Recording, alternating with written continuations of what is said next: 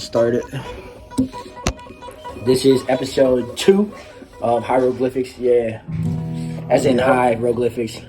Talking. Yes, sir. And we have our acoustic guitar done by this motherfucker. This Doesn't know motherfucker. how to play like I do. He said he probably doesn't know how to play. Well, tell I'm him. just kidding. Don't. Tell him about what it's like to be able to play the guitar. I don't know how to play the guitar, so tell me what it's like. Yeah, you gotta share it with the little people out here. I think it's about emptying your cups so your cup can be filled. Yeah.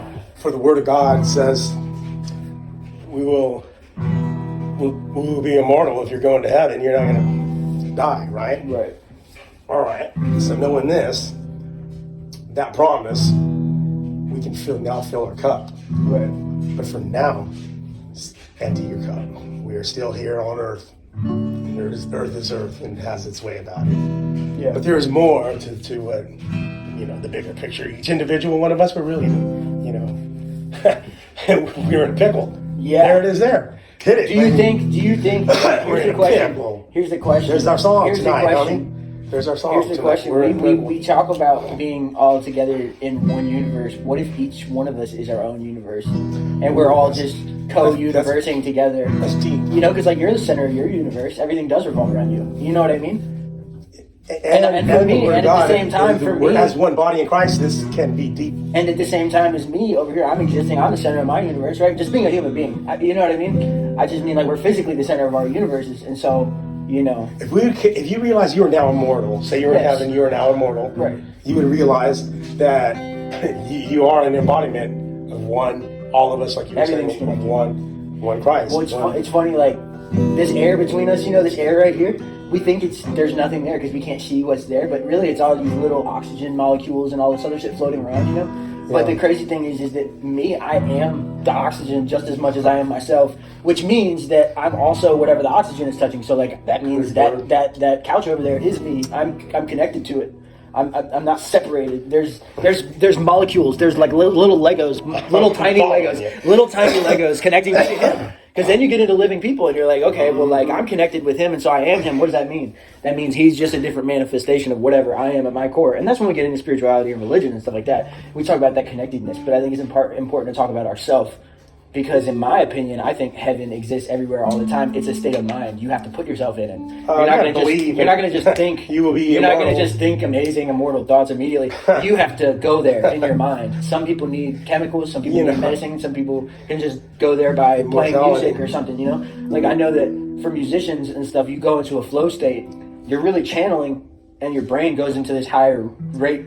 They're immortal in the sense that their music through fame was going to stick around here long after they were gone. Well, there's something to be said. There's something to be said powerfully behind it. Because look, here's this, right? It's different if I'm sitting here and I'm Jimi Hendrix, right, and I'm playing a song and there's 10,000 people in front of me, right? That's completely different than if I'm Jimi Hendrix in front of a camera and then there's 10,000 people online watching.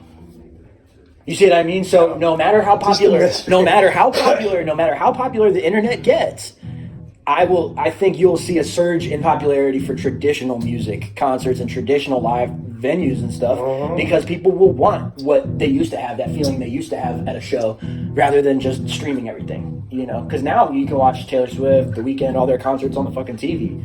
I watch concerts on the TV all the time, and who's to say that that's not going to replace live shows? I hope not. Panic at the Disco. But, if I'm Jimi Hendrix and I'm playing for a live audience right there, that means I am physically connected to each person that's in the vicinity close to me. So I'm getting all that energy at the same time as they're getting all whatever as Jimi Hendrix be doing. You know what I mean? I just try to put myself right. I'm just like, okay, what do I want to know what it feels like? I want to know what it feels like to be Jimi Hendrix playing on stage solo at Woodstock, right? I'm curious, what would that feel like? And so I just take my mind, right, and I just pick up and I just copy and I just go visit that in my mind. And so right now, I'm not imagining Dean sitting there. I'm imagining a drummer sitting right there with a huge drum set. And I'm on a stage right now, and I can see these, all these people at Woodstock. And I look down, and I got a bandana on, and I got an afro, and and I'm fucking black, and I'm playing this guitar, and I'm tripping acid, and I'm fucking out of my goddamn gourd, just like my head is just like womp womp womp womp womp, but not in a bad way. Well, the more natural I can feel it. I can see it. There is a time in a person's life where you can approach these areas of power. Limits. In a natural way and not be freaked out by it. Exactly. It's not Humans scary have the at all. ability Not to scary do at all. that. Thank you, that part. Yeah, and that's what's so cool about a human is that you can't make a computer that cool.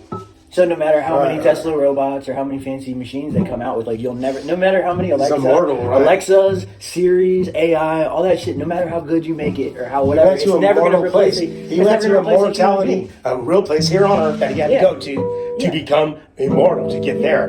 But it's none of no computer is ever going to replace a human being. You know what I mean? Yeah. Unless you go into the theory that like we are computers. Theories. And that like we are just being run. I like to think that I'm playing GTA 2024. It's about to be GTA 2025, but I'm on level 27 because I'm 27. I always love so I'm on those level games. 27, and like my Xbox controller is like an Iron Man suit, and the real me is like standing in the suit right now, like doing all this shit. You know what I mean?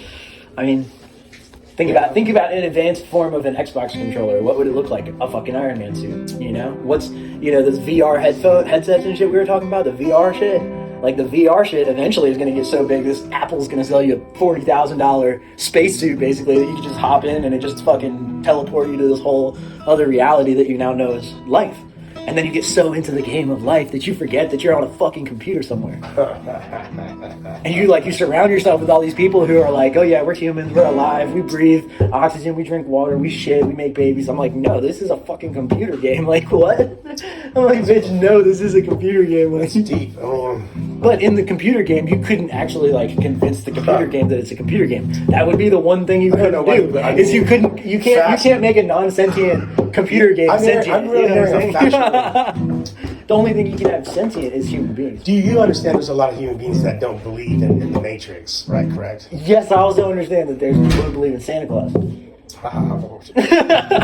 Like, you know what I'm saying? We all grow up to a certain point, and like some people stop growing in high school. They're like, hey, I'm just done growing. I'm just gonna just do this in life and go out to eat. That's like what people want in life is to go out to eat. That's what they want. It's great, it's beautiful, but each life is a story. But so I'm on like level 4,000 something, and those people cap out at like when level you start 40. looking in those areas and you realize the complexities of proofs. Yeah. Like each life is different. We all have different fingerprints. Nobody has the same fingerprint. Unless the code. We're all different. Unless the code's coming from. All our lives are different, and our immortality is different. Well, in the sense that we are acting out our lives. And it is said that you will review. Some believers that you will review. Yeah. And that's mind blowing. That gets heavy right there, and you start to go there with all that. But yeah, it is what it is. You know. Keep pushing. Live more. Be dynamic in your realization that, look, we're in a pickle. Humanity as a species just recently went through some boosty ass fucking psychodrama with the coronavirus. What does that tell us? That tells us we're in a pickle. There it is in a nutshell. What more can I say? I'm gonna come back. I'm gonna come back around. So go get an ice cube. I gotta cool down. Okay, bet. I gotta stay Lock cool. that in. That's hieroglyphics right there. Plus, Episode 2. That was fire. Gotta stay cool.